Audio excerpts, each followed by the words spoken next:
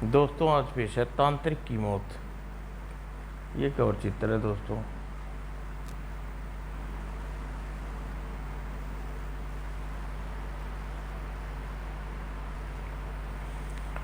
संध्या का समय युवराज करण सिंह अपनी मां महारानी तेजस्वी देवी के साथ बैठे वार्तालाप कर रहे थे।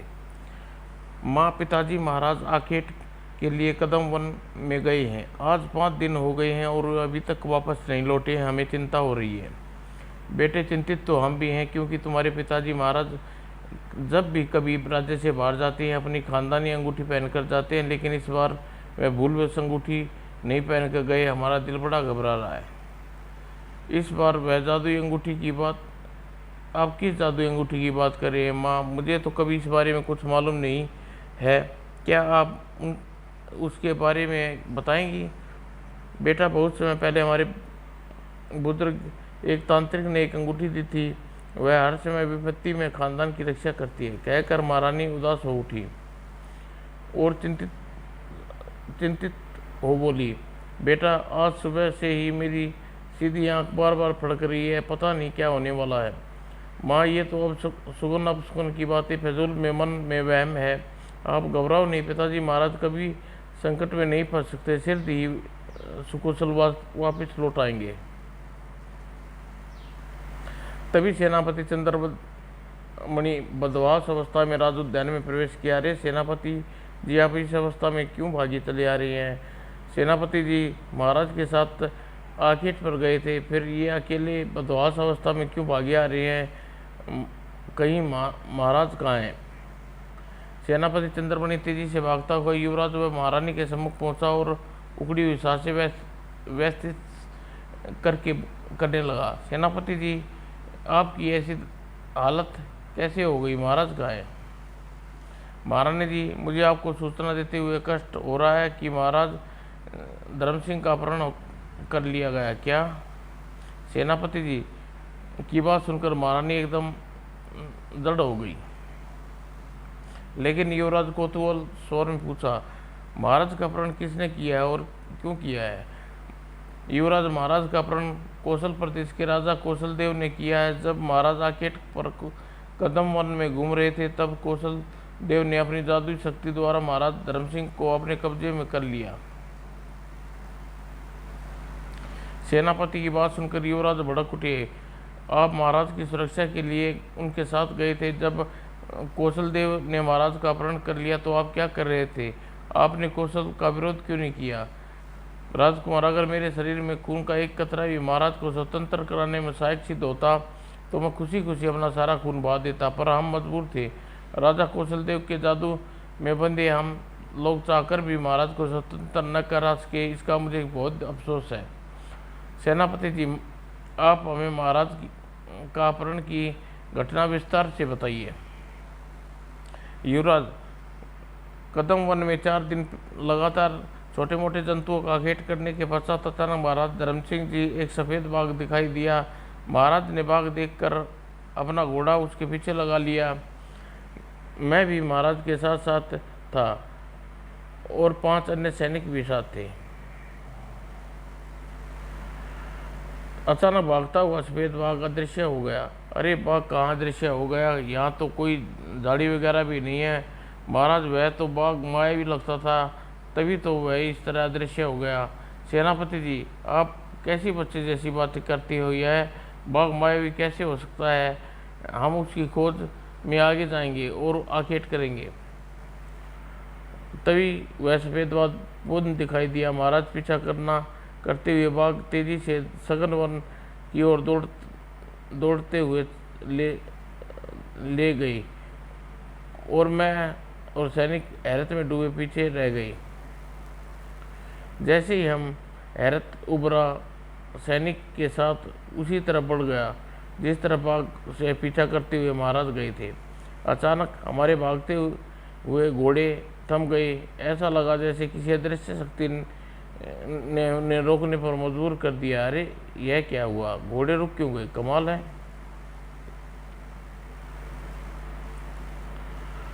तभी एक सैनिक की दृष्टि पेड़ के नीचे खड़े महाराज पर पड़ी तो चिल्ला पड़े, अरे वह देखिए महाराज के घोड़े पर बंधे हुए हैं। महाराज की ऐसी अवस्था किसने की? हमें आगे बढ़कर महाराज के बंधन खोलने चाहिए। यह जैसे ही मैंने सैनिक ने अपने घोड़े को उतरना चाहा, ओह, हम चाहकर भी घोड़े से नहीं उतर सके। यह क्या चमत्कार है! लगता है जैसे हम घोड़े से चिपक गए हैं। ऐसी अवस्था में हम महाराज की रक्षा कैसे कर पाएंगे? मैं और पांचों सैनिक आश्चर्य से डूबे। महाराज के पास एक व्यक्ति प्रकट हुआ, जिसे देखकर चौंकी। अरे, यह तो कौशल प्रदेश का राजा कौशल देव है। ये यहाँ क्या कर रहा है?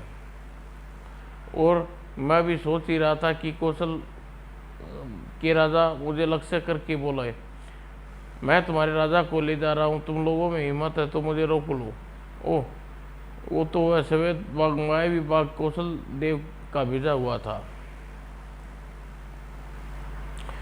मैं घोड़े पर बैठा बैठा हुआ चिल्लाया, उससे बोला, तुम हमारे महाराज का अपहरण करके क्यों ले जा रहे हो? यह मैं तुम्हें नहीं बताऊंगा।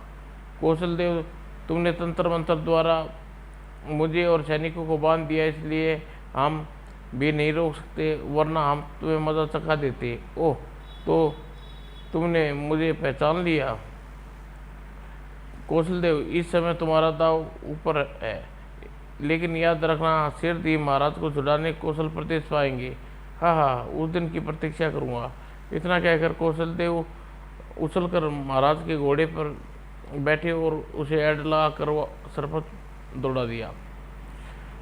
तब मैं चिल्लाकर उससे बोला, कौशल देव, याद रखना, हमारे महाराज को एक कारण अपहरण कर तूने मधुमक्खियों के छत्ते पर हाथ डाला है। इस कृतज्ञ पर तुम्हें युवराज करण सिंह जीवित नहीं छोड़ेंगे। मैं तुम्हारे युवराज को भी देख लूँगा। और जब कौशल देव को वहाँ से गए हुए काफ़ी समय व्यतीत हो गया, तो उसके तंत्र मंत्र हम पर असर समाप्त हुआ और हम जड़ घोड़े हिने न आए।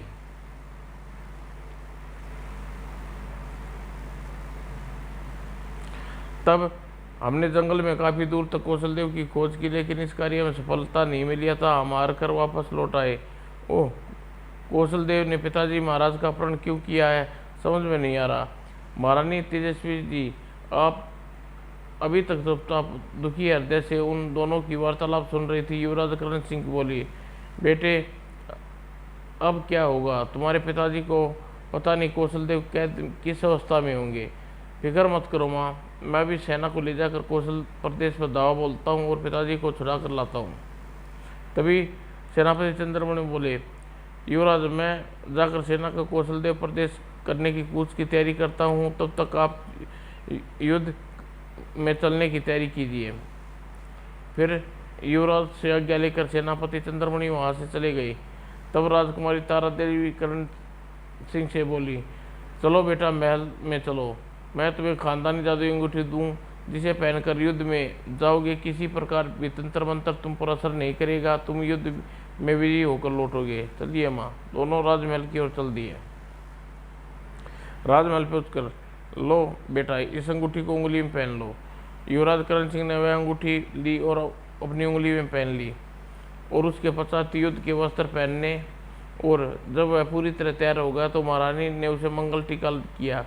जाओ बेटा, काली माँ को सफलता का प्रदान करे, तुम सिर दिग्विजय होकर अपने पिता सहित धर्मपुर लौटो।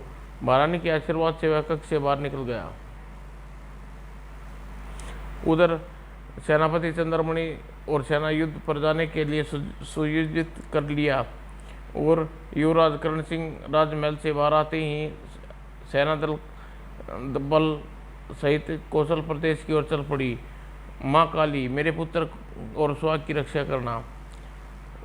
कौशल प्रदेश में पहुंचकर युवराज करण सिंह ने अपनी सेना सहित कौशल नदी के किनारे खेमे गाड़ दिए। सेनापति जी, अपने दूत को बुलाइए, हमारा एक पत्र ले जाकर कौशल देव के पास जाएगा। वह पत्र पढ़कर यदि पिताजी महाराज को छोड़ने को तैयार नहीं होंगे तो हम युद्ध की विधित घोषणा कर देंगे। जो गया युवराज। और युवराज करण सिंह ने कौशल देव के नाम एक पत्र लिखा। सेनापति दूत को पत्र लेकर कौशल देव के दरबार में पहुंचा, और वह पत्र कौशल देव ने पढ़ना शुरू किया। श्रीमान कौशल देव, आपने महाराज धर्म सिंह का अपहरण करके ठीक नहीं किया।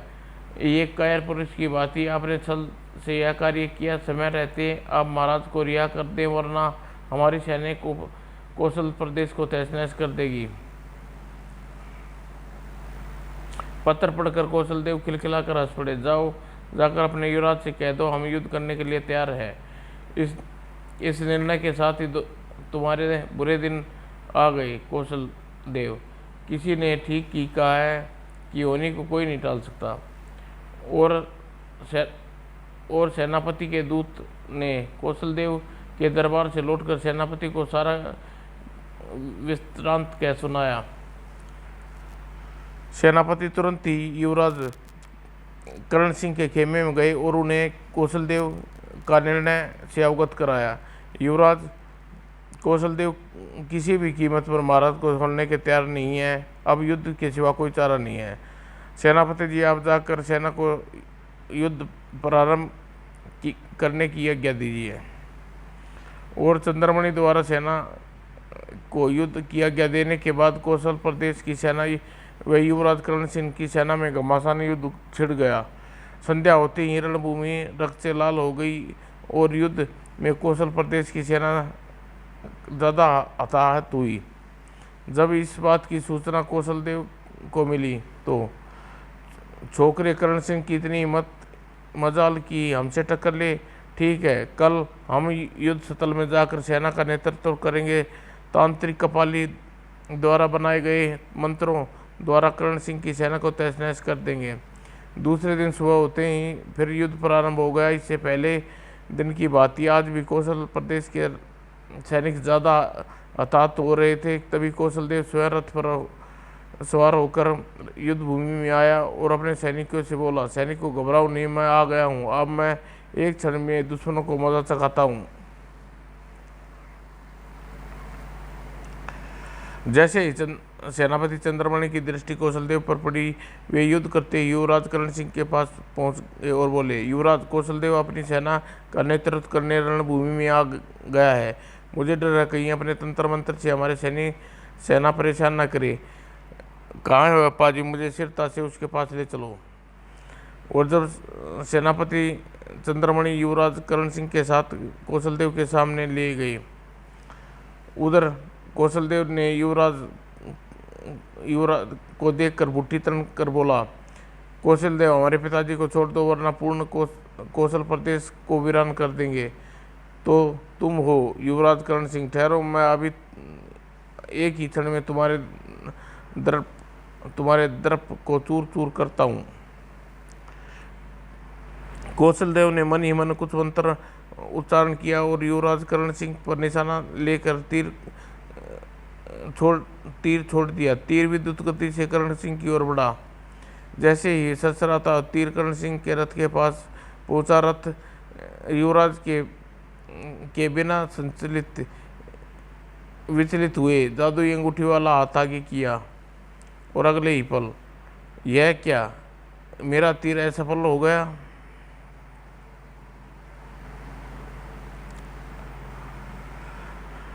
जल्दी ही तीर जलकर पृथ्वी पर गिर पड़ा। यह देख युवराज करण सिंह हंस पड़ा।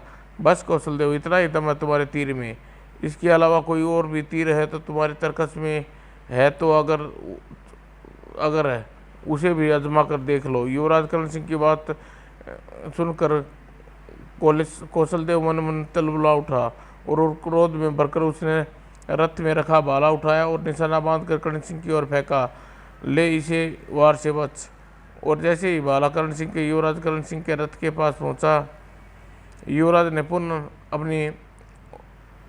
अपना अंगूठी वाला हाथ आगे किया और एक आश्चर्यजनक घटना घटी। भाला मुड़कर वापस कौशलदेव की ओर पलटा और कौशलदेव के रथ पर आकर गिरा। धड़ाक। कौशलदेव जलाकर इस बार अपनी तलवार का निशाना बांधकर युवराज की ओर फेंका। वित्तीय पर का छोकरा, तेरी मृत्यु निश्चित है। इस तलवार का वार से तू कदापि नहीं बच सकता। सेनापति तलवार सनसनाती युवराज करण सिंह की ओर बढ़ती चली गई। तलवार के रथ के पास आते ही युवराज करण सिंह ने मन ही मन काली माँ को याद किया और अंगूठी वाला हाथ आगे कर दिया, माँ काली रक्षा करना। और एक बार फिर कौशलदेव का वार खाली गया और तलवार बीच राह में टुकड़े टुकड़े हो गई। वो लगता है यह छोकराओं से ही को तंत्र मंत्र जानता है, तभी तो यह मेरे वार को ऐसा फल कर दे रहा है। संध्या होने के साथ ही कर्ण सिंह राजा कौशलदेव का हर बार जादुई अंगूठी द्वारा ऐसा फल करता रहा। यह देख कौशलदेव मन ही मन ताव खा गया। आज कर्ण सिंह ने मेरा हर बार ऐसा फल कर दिया, पर मैं कल किसी भी हालत में से जीवित नहीं छोड़ूंगा। उधर कर्ण सिंह की सेना कौशलदेव की सेना पर कहर डाल रही थी और धीरे धीरे दिन छिपने लगा। सूरज युद्ध रुक गया। दोनों देशों की सेनाएं रणभूमि से वापस लौट आई। तब सेनापति चंद्रमणि युवराज कर्ण सिंह के खेमे में गया। युवराज, 2 दिन युद्ध में हमने कौशलदेव की काफ़ी सेना का सफाया कर दिया है। यही आज यदि यही नहीं, आज हमने कौशलदेव के भी छिक्के छुड़ा दिए हैं। हाँ सेनापति, अगर इसी प्रकार युद्ध होता रहा तो हम शीघ्र ही कौशलदेव की समूची सेना को मौत के घाट उतार देंगे। तब उसकी जरूरत नहीं है युवराज। लेकिन क्यों? क्योंकि गुप्तचरों ने उस जगह का पता लगा लिया जहां महाराज को कौशलदेव को वो बंदी बनाकर रखा हुआ है। ओह, यह तो शुभ सूचना है। युवराज, कौशलदेव महाराज को कैलाश नदी के दूसरे किनारे से 5 कोस दूर अपने महल में कैद कर रखा है। सेनापति जी, महाराज को छुड़ाने के लिए हमें देर नहीं करनी चाहिए। कुछ सैनिकों को लेकर फौरन ही उस महल की तरफ कूच कर देना चाहिए। आपका सोचना ठीक है युवराज। कौशलदेव सपने में भी इस बात का गुमान नहीं होगा कि हमें पता चल चुका है महाराज कहाँ कैद हैं। हाँ कैलाश देव तो इस समय यही सोच रहा होगा कि कल रणभूमि में कर्ण सिंह को किस प्रकार हराया जाए। फिर सेनापति बोला, सेनापति जी, आप कुछ सैनिकों को तैयार कीजिए, तब तक मैं भी तैयार होकर आता हूँ। हम शीघ्र उस महल में की ओर चलना होगा। जो गया युवराज।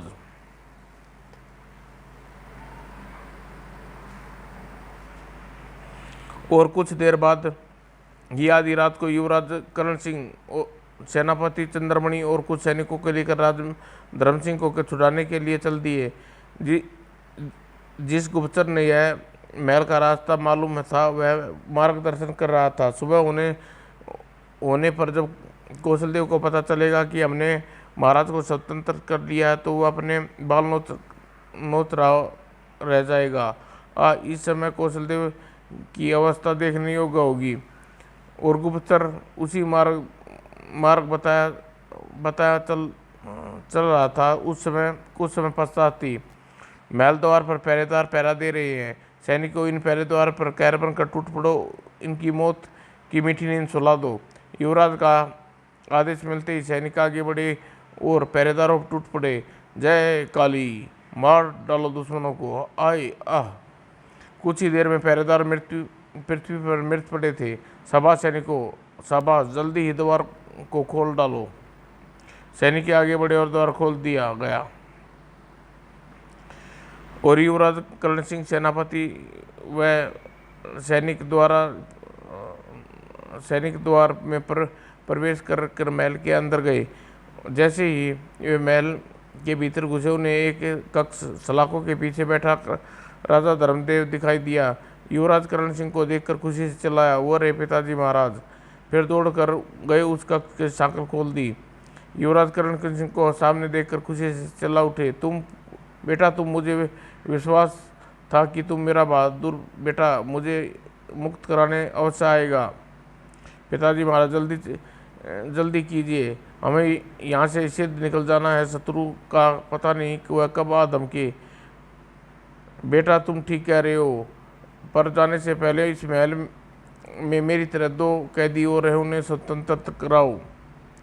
राजा धर्म सिंह की बात सुनकर युवराज कर्ण सिंह चौंक पड़ा। क्या आपके अलावा भी और कोई कैद है? हाँ बेटा, कैलाश देव ने बहुत से राजाओं और युवराजों को यहाँ कैद किया हुआ है। तब युवराज अन्य कैदियों की ओर चल पड़ा।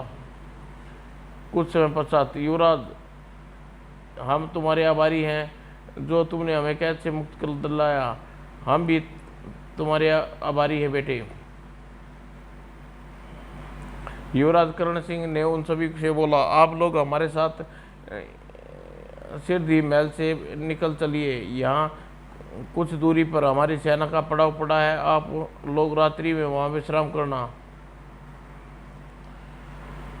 तब राजा धर्म सिंह और करण सिंह अन्य सभी जो महल में कैद थे उन्हें बाहर निकाल लाए और घोड़ों पर बैठा कर वापस कोसल प्रदेश के बाहर लगे खेमे की ओर चल दिए। सैनिक अपने अपने घोड़े सभी राजाओं को दे दिए और स्वयं उनके पीछे पैदल चलने लगे।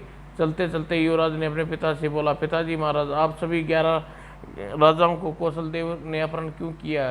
क्या आप लोगों उनके कोई शत्रुता थी? बेटा, यह बात तो अभी तक हमारी समझ में नहीं आई। न जाने हमारी उससे कोई शत्रुता थी, न मुझे तो ये बस इतना याद है कि सफ़ेद बाघ का पीछा करते हुए सदनवन की ओर निकल गया और अचानक मूर्छित होकर घोड़े पर गिर पड़ा। उसके बाद की घटना मुझे कुछ पता नहीं। और अन्य राजाओं ने भी राजा धर्म सिंह की बात का समर्थन करते हुए यही कहा कि उन्हें भी कौशल देव से कोई शत्रुता नहीं थी। सबकी बात सुनकर युवराज ने कहा, कोई बात नहीं, हम इस रहस्य का पर्दा उठाकर ही रहेंगे, चाहे इसके लिए हमें कुछ भी क्यों न करना पड़े। मुझे तुमसे यही उम्मीद थी बेटा। और कुछ ही समय पश्चात अपने खेमों में पहुंच गए और उस समय अर्धरात्रि बीत चुकी थी। उधर युवराज करण सिंह के सिपाही जिन सिपाहियों को मृत समझकर छोड़ आए थे उनमें से एक पहरेदार जीवित रह गया था। युवराज करण सिंह अन्य लोगों के वहां से जाने के कुछ समय पचास उसे होशाया और कराते हुए आंखें खोली। ओ मेरे साथी मरे पड़े हैं। इसका मतलब युवराज करण सिंह सभी कैदियों को महल से निकाल कर ले जाने में सफल हो गया है। पहरेदार उठा और गिरता पड़ता महल के अंदर चला गया। अंदर पहुंचकर उसने सारा महल खाली मिला। मेरा शक निकला, सभी कैदी फरार हो चुके हैं। मुझे इसी समय महाराज कौशलदेव को इस दुर्घटना की सूचना देना चाहिए। महल के बाहर आकर वह घायल पहरेदार घोड़े पर सवार हुआ राजमहल से चल पड़ा। जिस समय पहरेदार राजा कौशल के सामने खड़ा उसे अपने कैदियों के फरार होने की सूचना दे रहा था, वह सुबह होने में काफ़ी देर थी। सारा किस्सा सुनकर कौशलदेव क्रोध से भड़क उठा। करण सिंह का इतना दुस्साहस, वह हमारे कैदियों को छुटा कर ले गया। जरा सा छोकरा मुझे मात दिए जा रहा है। खैर कोई बात नहीं, आज का दिन निकलते ही उस छोकरे को मौत की नींद सुला दूंगा। और दूसरे कमरे में सो रहे राजा करणदेव की पत्नी महारानी गायत्री क्रोध भरी आवाज़ सुनकर जाग गई और सारी बात जानकर चिंतित हो गई। और जब पहरेदार चला गया तो महारानी गायत्री देवी वहां आई और वो चिंतित सी राजा कौशलदेव से बोली, अरे युवराज विशाल देव का क्या होगा? तांत्रिक कपाली अब उसे बिल्कुल नहीं छोड़ेगा। महारानी जी, सोचकर तो हम भी चिंतित है। अब क्या हमारा बेटा कपाली तांत्रिक की कैद में कैसे स्वतंत्र होगा? और युवराज करण सिंह मेरे 11 कैदियों को मुक्त कराकर मेरी मेहनत पर पानी फेर दिया। हे भगवान, यह तूने क्या अनर्थ किया? राजा कैलाश देव सोच में डूब गए।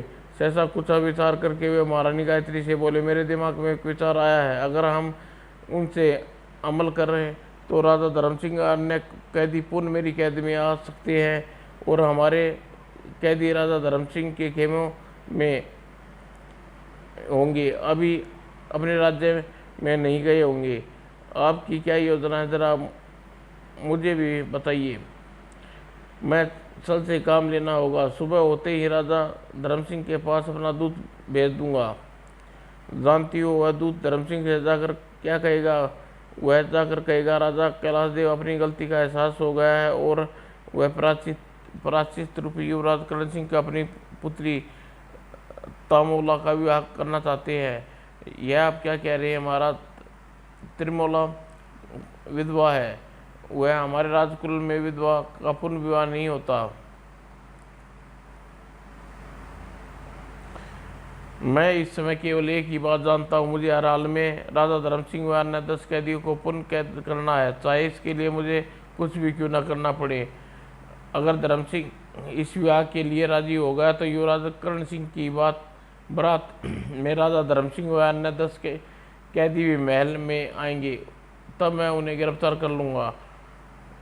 आप यह जानते हैं इस प्रकार हमारी बेटी तिरमला को कितनी जगह सही होगी। महारानी की बात सुनकर राजा कौशलदेव क्रोधित हो बोला, महारानी मुझे उपदेश मत दो, जानती हो अमावस्या आने में केवल 7 दिन बाकी है। जब तक कपाली को राजकुल से संबंधित 11 पुरुष अपहरण करके देने हैं, वरना वह हमारे बेटे को मौत के घाट उतार देगा, मेरे राज्य का नाश कर देगा।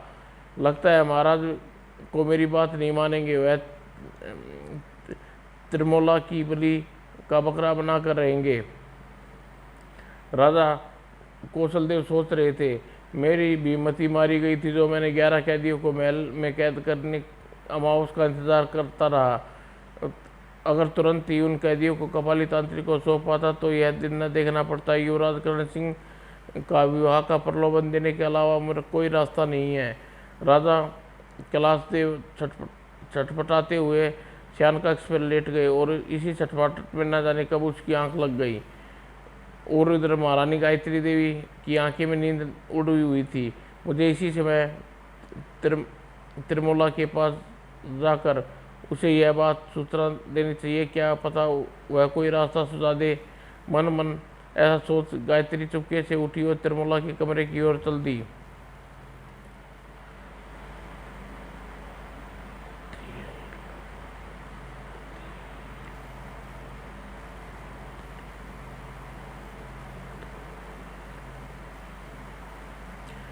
वो तिलोत्तमा के कक्ष के बाहर पहुंचकर उन्होंने बंद दरवाजे पर दस्तक दी। कुछ देर बाद अंदर से तिलोत्तमा की उदासी भरी आवाज़ आई, कौन है? मैं हूँ।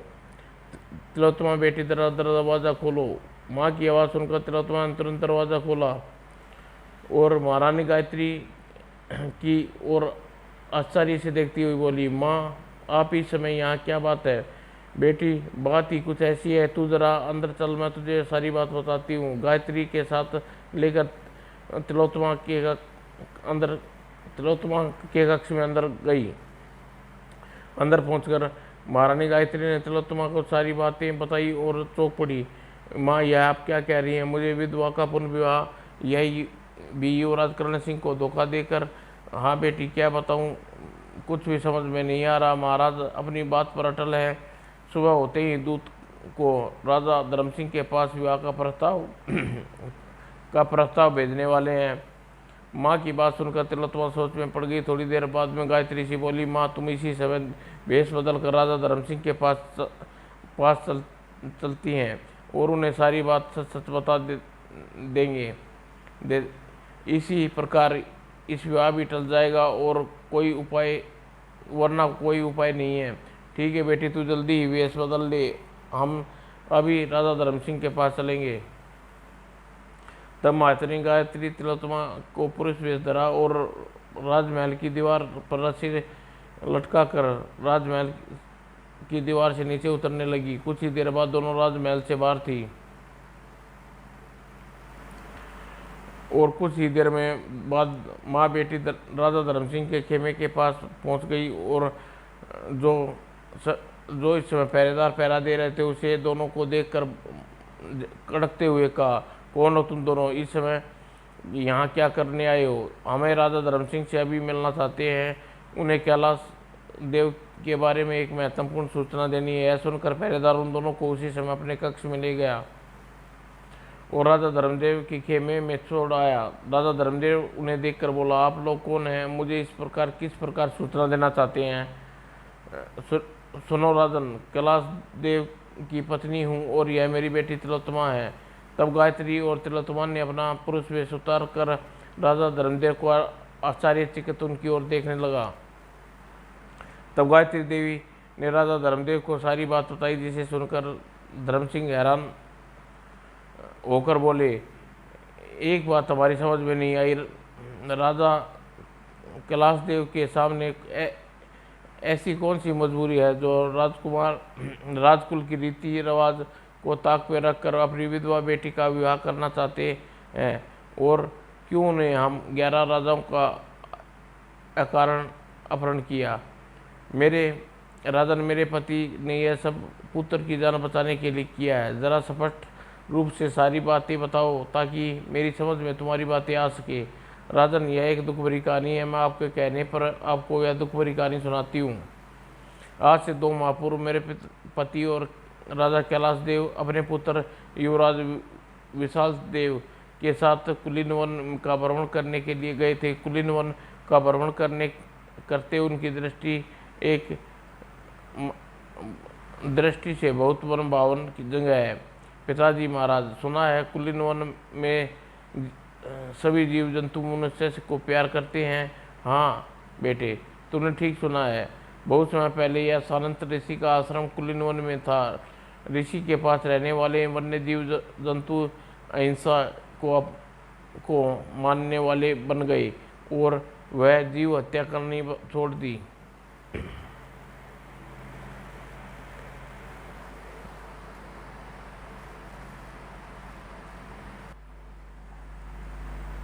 कुलीन वन में पहुंचकर राजकीय खेमा गाड़ा गया, जिसमें राजा कौशल देव और युवराज विशाल देव ने कुछ समय विश्राम किया। आओ बेटा, कुलीन वन में आप भ्रमण कराएं। चलिए पिताजी महाराज। राजा कौशल देव ने युवराज के खेमे से बाहर निकलाए और घोड़े पर चढ़कर वन पर भ्रमण करने चल दिए। राह में उन्हें जंगली पशु पक्षी जीव जंतु मिले। उनके पास पूछ हिलाते हुए गुजर जाते। कितने आश्चर्य की बात है, यह शेर हमें कुछ भी नहीं कह रहा। पिताजी महाराज, स्वर्ग में किसी ने देखा नहीं तो शायद ऐसा ही होता होगा जहाँ जितना शांत और सुहाना वातावरण है। तुम ठीक कहते हो बेटा। और कुलीन वन में घूमते घूमते वे दोनों काफ़ी दूर निकलाए तो एक तरफ देखकर विशाल सहन चौंक पड़ा। अरे दूर सामने यह क्या हो रहा है? कुछ मनुष्य हाथ पैर बांधे हुए हैं और एक आदमी उसके सामने देवी की मूर्ति स्थापित करके पूजा कर रहा है। युवराज विशाल देव के कथन पर राजा कैलाश देव ने चौंक कर उधर देखा। अरे यह सब क्या चक्कर है? चलिए पिताजी, हम पास चलकर मामला जानते हैं, कोशिश करते हैं। मुझे कुछ मामला गड़बड़ लगता है। उत्सुकता में डूबे दोनों पेड़ों के पीछे छिपते हुए पहुंच गए। एक पेड़ के पीछे छिपकर देखने लगे। तभी देवी की मूर्ति के सामने बैठे आदमी ने हताशा करते हुए बंधे हुए आदमी से कहा, अगर तुम लोगों का अंतिम समय आ गया, अब तुम सबको मार कर रक्त देवी माँ पर चढ़ाऊंगा तो, और तुम्हारा सौभाग्य है कि तुम कपाली तांत्रिक के हाथों बली हो रहे हो। ओ यह आदमी इन 11 लोगों की बलि चढ़ाने वाला है, तो यह कपाली तांत्रिक है। कपाली तांत्रिक बड़ा बेरहम क्रूर है। कपाली की बात सुनकर सभी व्यक्ति बेबसी से कसमसा कर रह गए और तत्पश्चात तांत्रिक कपाला ने आंखें बंद कर मंत्रोच्चारण करने लगा। यह देख युवराज विशाल सेन ने अपना खंजर निकाला और बंधे हुए आदमियों के पास गया। उन्होंने एक एक करके सबके बंधन काटने शुरू कर दिए। कुछ ही देर में सभी आदमियों के बंधन काट दिए और वहां से भाग जाने को कहा। सभी आदमी मन ही मन आशीर्वाद देते हुए वहां से चले गए। तभी विशाल देव भी पेड़ के पीछे छिप गया और मंत्रोच्चारण के बाद कपाली तांत्रिक ने आंखें खोली। बंधे हुए आदमियों को नवा ना पाकर बौखला गया। अरे यह क्या माया है? बंधे हुए मनुष्य का कहाँ गायब हो गए? पेड़ के पीछे छुपे विशाल देव ने कपाली तांत्रिक के सामने आ गया और बोला, उन आदमियों के बंधन मैंने काट दिए हैं। उन्हें मुक्त होते ही वह सब यहाँ से भाग गए। ओ मूर्ख आदमी, तूने यह क्या अनर्थ कर डाला? मेरा अनुष्ठान भंग कर दिया। कपाली तांत्रिक की बात सुनकर पेड़ के पीछे छिपे राजा को कैलाश देव भी कपाली के पास आ गए और बोले, कपाली तांत्रिक विशाल देव अभी ना समझ, इसे क्षमा कर दो। 11 आदमियों की बलि देकर मैं अपनी साधना कर रहा था, इसी पाजी ने मेरा ऐसा करके मेरी पूजा में व्यवधान डाल दिया। जिस वन में तू हिंसक जानवर भी मनुष्य से प्रेम करते हैं, तू उसी वन में मनुष्यों का वध करने की चला था। नरधाम, ऐसा करके तेरी हिम्मत कैसे हुई? मुझे जुबान लड़ाता है, ना समझ, ठहर, मैं अभी तुझे भस्म किए देता हूँ। यह सुनकर राजा के कैलाश देव ने हाथ जोड़ता हुआ कपाली से बोला, नहीं कपाली, ऐसा न करना, विशाल देव को भस्म न करना। तुम जो कहोगे मैं करने के लिए तैयार हूँ। तुम विशाल देव को अनिष्ट न करना, यह मेरा इकलौता बेटा है। राजा कैलाश देव की बात सुनकर कपाली बोला, मैं कहूँगा वो तुम करोगे? हाँ कपाली, में तुम्हारी हर बात मानने को तैयार हूँ। तो ठीक है, मेरी बात ध्यान से सुनो। अगली अमावस तक तुम्हें राजकुल से संबंधित 11 मनुष्य मेरे पास लाने होंगे। मैं अमावस के दिन 11 मनुष्यों की बलि चढ़ाकर अधूरा अनुष्ठान पूरा करूँगा। लेकिन कपाली, मैं राजकुल के संबंधित 11 लोगों को किस प्रकार इकट्ठा करके तुम्हारे पास लाऊंगा? कैसे भी लाऊं, छल से, बल से या फिर अपहरण करके। मैं हर हालत में अमावस को राजकुल के संबंधित 11 मनुष्य चाहिए, वरना मैं तेरे इस उदंड पुत्र को मार दूंगा और तेरे राज्य को नाश कर दूंगा। कैलाश देव, कपाली, क्या तुम मुझे जानते हो? कपाली, किसे नहीं जानता। ठीक है कपाली, मैं 11 मनुष्यों को तुम्हारे पास लाने की पूरी कोशिश करूंगा। कैलाश देव की बात सुनकर कपाली चिंगाड़ा, कोशिश नहीं, हर हालत में मेरी यह कार्य करना होगा। तुम लोगों की वजह से मेरा आज का अनुष्ठान अधूरा रह गया। याद रखना, जब तक 11 मनुष्य लेकर तू मेरे पास नहीं आएगा, तेरा पुत्र विशाल से अमानत के रूप में मेरे पास बंदी रहेगा। नहीं कपाली, ऐसा ना अनर्थ न करो। विशाल देव मेरा इकलौता पुत्र है, उसे तुम्हारे पास कैसे छोड़कर जा सकता हूँ?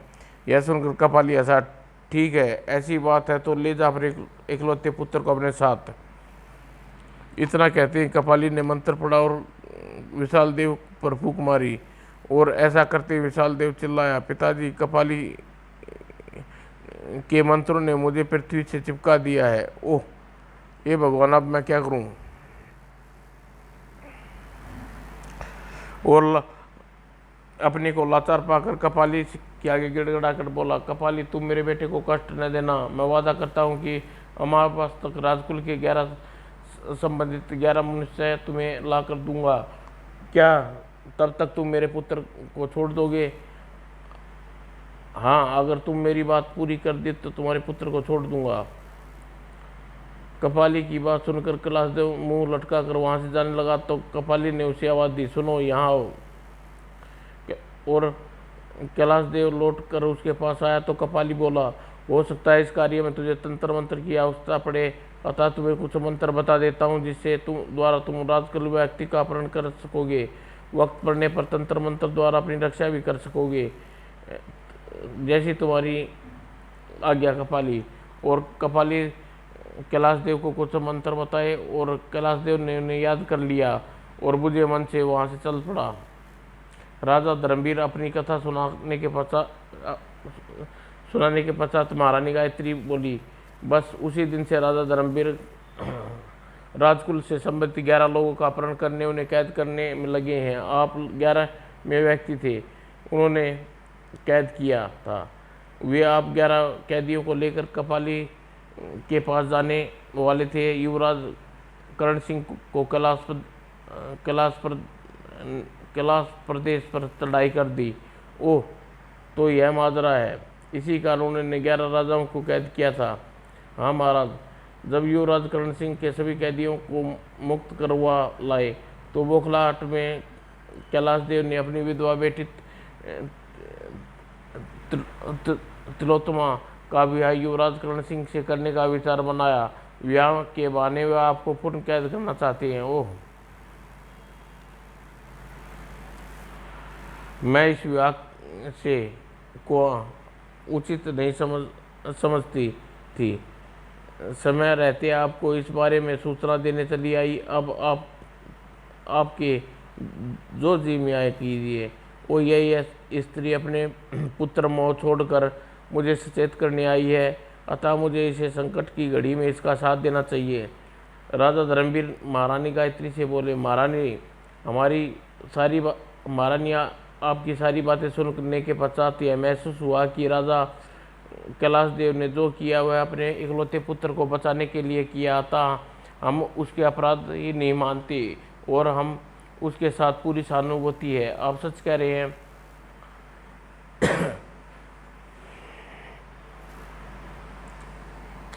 राजा धर्मदेव ने उसी समय युवराज करण सिंह को अपने खेमे में बुलाया और सारी बात बताई और कहा, आज युद्ध नहीं होना चाहिए राजकुमार, हमारी आज्ञा है। जो आज्ञा पिताजी महाराज। और तब धर्म सिंह रानी गायत्री से बोले, महारानी आप इसी समय राजा कौशल के पास ले चलिए। हम उनसे कपाली से युवराज विशाल सेन को मुक्त कराने के बारे में विचार विमर्श करेंगे। राजा धर्म सिंह अपने क्रोध त्याग कर विवेक से काम लिया तो मुझे खुशी होगी। आइए। और गायत्री राजा धर्म सिंह के पास वापस राजमहल में लौटी, उन्हें राजा कैसलदेव के पास ले आई गई। राजा धर्म सिंह को अपनी पत्नी के साथ देख राजा कैलाश देव चौंके। यह देखकर महारानी गायत्री बोली, चौंकिए नहीं महाराज, राजा धर्म सिंह हमारे पुत्र, हमारे शत्रु नहीं, स्वयं इन्हें अपने साथ लाई हूँ। तब गायत्री ने तिलोत्तमा के साथ लेकर राजा धर्म सिंह के खेमे जाने की बात कौशलदेव को बताई। साथ में यह भी बताया कि राजा धर्म सिंह को कपाली से संबंधित सारी बात बता दी है। राजा कैलाश देव दुख भरी कहानी जानकर हम सभी राजाओं को सहानुभूति हो गई।